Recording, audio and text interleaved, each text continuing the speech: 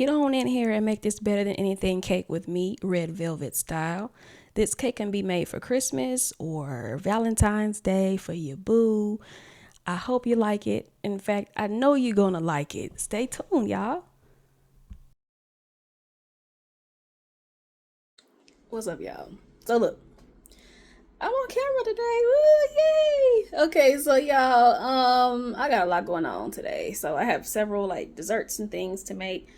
Now we are keeping it very simple for Christmas because we decided to do just like a taco bar instead of doing, the ham and turkey and all this other stuff.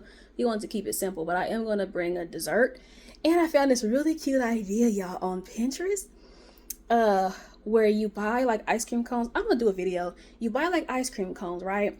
And the ones that are shaped like a real cone, and you buy icing and stuff like that, and you can make Christmas trees. I'm gonna put a photo in there. I'm gonna put a photo in the video if I find it. If not, I'm gonna just link it in the description box what we did, or what we're doing, okay? Because I don't know when this video is going out. So look, I'm gonna try to get it out before Christmas, but we'll see, okay? So we're keeping it kind of simple, but I did want to bring something sweet.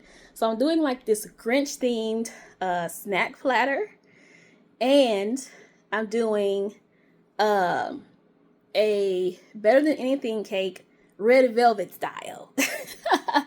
All right, so I'm gathering the ingredients now.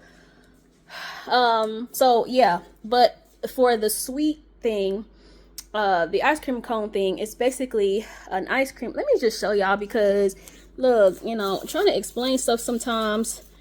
I have my ice cream cones over here on the couch because I really don't want them broken. So I have them like way out of the way. So here are the cones that I got, okay? So when you turn these upside down, you can decorate them and make Christmas trees. So I have a lot of sprinkles and stuff already. I got candy and things like that for the kids to decorate them. And then I have ice cream. So once they're done decorating them, we'll just scoop ice cream into a bowl, 2 individual bowls for them, and they can set their project on top of their ice cream and enjoy it, okay? So that's just an idea, a cheap idea, more affordable, because there's a lot of children, and it's cheaper than just doing a bunch of going to buy $5 a piece for gingerbread houses, right? So I will link it. If I can't put, because y'all, I'm still learning how to edit and stuff, so if I can add a photo, I will. If not, I'll just check the description box, you guys. I'm going to link the Pinterest idea that I found. And y'all can use it, for Christmas, and especially if you have a lot of children, and you don't want to spend money on a bunch of gingerbread houses or whatever. This is a very cheap way. So I ended up buying icing. I'm going to dye green.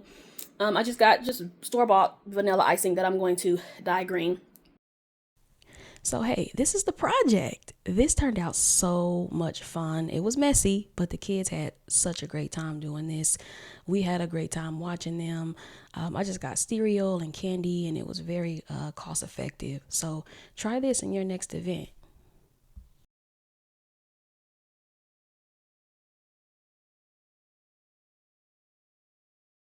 But yeah, so right now we are doing the red velvet style better than anything cake. And a better than anything cake is basically a chocolate cake with caramel and heath pieces. I'm trying to get all the ingredients. Hold on, y'all. I'm just gonna come back, okay? Okay, so this is what we have. We have the caramel sauce. This caramel sauce is from a fast food place here. It's fast food slash kind of semi grocery store. I'm in Oklahoma, so if you're in Oklahoma, you know exactly where this is and where it's from. Okay, the best caramel ever. Okay, I have some sweetened condensed milk as well that I'm going to mix with this. I'm going to heat this on the stove. I have some heath pieces. I prefer the ones mixed with chocolate. Now, you don't have to add pecans, but this is just not the same without this to me. So we like the pecans. These are roasted. That's why they're in this bag.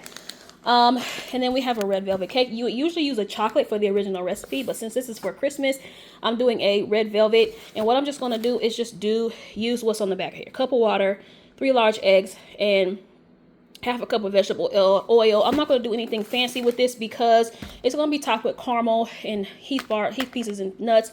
You don't really need to make this any more moist than it already is. Now, if I was making it by itself, you know, and just adding icing, if I was making it exactly like it is on the box, I would have a different recipe. But since it's going to be weighed down a lot by that caramel and stuff, I'm just going to do it exactly like the box, because I kind of want it a little bit on the firmer side because of everything that's being added to it. Okay, so yeah, this is how we're doing it. So I'm going to go ahead and prepare this this cake mix, and I have an A-to-go pan too that I'm going to use. I'm not going to use a pan from the house since I am taking this over to my mom's on Christmas. So yeah, I'm not topping it with Cool Whip till the day of, and right now it's 2 days before Christmas. It is the 23rd. So I am going to show y'all how it is before I put the Cool Whip on top of it, and then I'll show you guys after the fact. Hopefully I can get a good photo of it once it's cut and all that good stuff. But yeah, you need Cool Whip too. It's just not out right now because I'm not adding it until we are headed to my mom's that day. Okay, because again, I don't want the cake to be overly soggy and things like that until it's getting ready to be eaten. All right, so here is the cake mix. Let me mix it in. So I did add the 1 cup of water. Well, I had the cup of water was a combination of water and half, not half and half, heavy whipping cream that I had left over that I needed to use. So I did that. And it was probably like maybe a quarter a cup, a little bit over a quarter cup of heavy whipping cream and mixed in with the water. I did add the 3 large eggs and the half a cup of, actually, I didn't add the half a cup of vegetable oil. So let me do that. Okay, now we have the half a cup of vegetable oil. So I'm just going to stir this up. And again, I'm going to look at the color and see if I need to add some food coloring. So I have some food coloring over here, like this pack of different colors that I got for the Christmas tree project that I have for the kiddos on Christmas. I'm going to use that green one for the icing color, and then I may mix up some of the other colors too. So you don't want to over mix this. This is a gorgeous color, so you don't want to over mix it. Okay, and it's okay if it's lumpy. And yes, we are using a box cake. If you want to use from scratch, baby, by all means, make it happen, Captain. I really need to get a new tripod for my phone. Yeah, I need a new tripod, you guys, for my phone. My other camera don't be doing what I need it to do. I prefer to use my phone when I'm doing cooking vids. But we'll get it together, okay? So this is good, y'all. Like, look how mixed this is. My oven is preheated. Y'all heard that. The oven has been preheated until from 350, okay? So this is good. All right, I think I am going to add a little bit of food coloring to this because I want it really, really red. All right, so there's that, y'all. So I put it in this thing, in this little pan. I'm spreading it around. So I got this pan, y'all see this taco sauce. I need this for the rotel dip that I'm making for our taco bar that we are doing.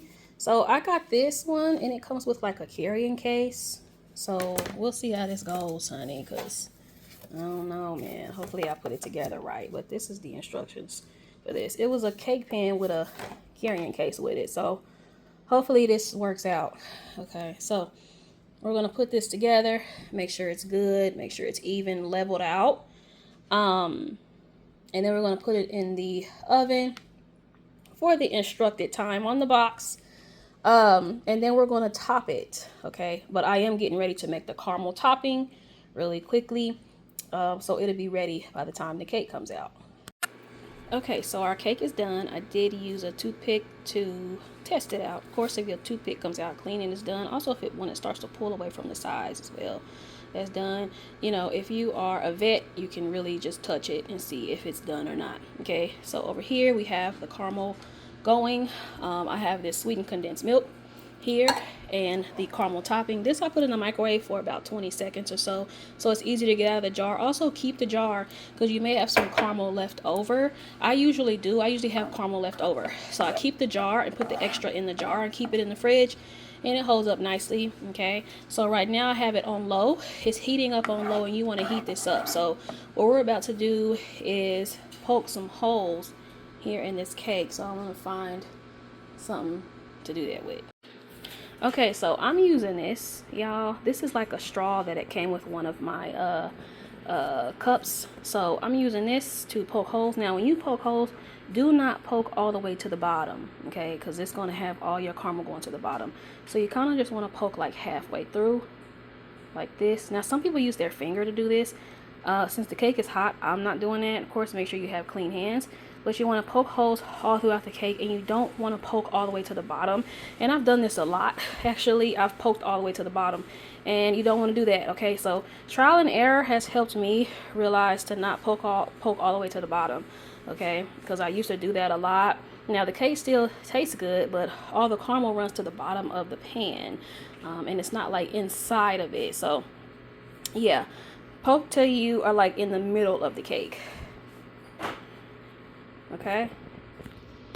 Okay, also let me add, you guys, when you are poking holes, when you poke, twist it a little bit to make sure the hole is really a hole. Okay, you want a lot of holes, but of course you don't really want them overlapping each other. Okay, but twist a little bit when you poke, because that'll make sure that there's actually a hole there. Like, see here, I didn't twist, so it didn't like fall in all the way. So just make sure that you are twisting when you make a hole, so the hole sticks. Okay, so our caramel is warmed. This doesn't have to be hot, y'all. Only thing you're trying to do is just combine the caramel with the sweetened condensed milk. Both are already soft, so you know you really don't have to do much. Now if you're going to be using like the solid caramels from like the grocery store, then yeah, it'll take a whole lot more time to do. But this took about 5 minutes tops on low.